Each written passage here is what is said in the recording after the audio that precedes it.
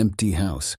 I installed the security system after my divorce, not because I felt unsafe, but because the house felt too quiet. The motion alerts became routine, usually just shadows or my cat, Luna. Until last Tuesday.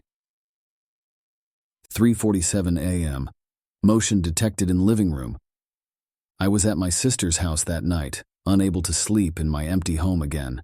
The notification lit up my phone, and I opened the live feed out of habit. The infrared camera showed my living room in ghostly green tones. Empty as it should be. Then someone walked into frame. They moved like they knew the camera was there, heading straight toward it with deliberate steps. I couldn't make out any features, just a dark silhouette where a person should be. It stopped directly in front of the camera and slowly raised its hand. It waved. Not a frantic wave, but a slow, deliberate greeting. Like it knew I was watching. Like it was saying hello. The feed cut out for exactly 60 seconds. When it returned, my furniture had been rearranged. Every piece was facing the camera. I've checked the footage 1,000 times. There's no sign of forced entry.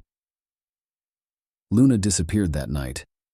The police found nothing, but every night at 3:47 a.m. someone waves at my camera. They're getting closer each time.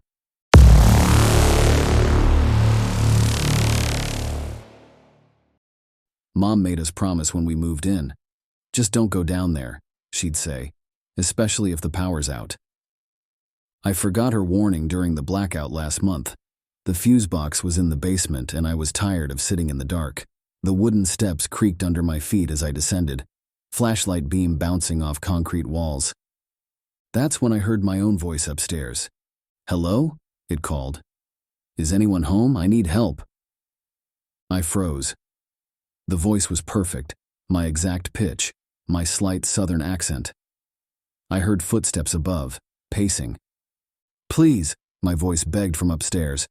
"I'm hurt. Can somebody help me?" My flashlight flickered.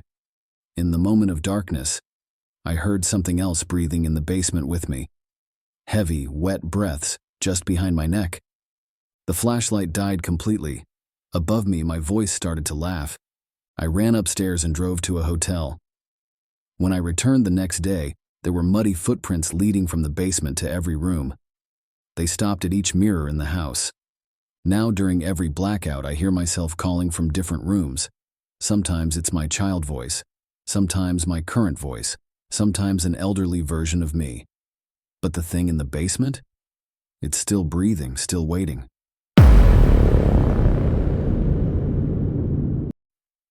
Family photo.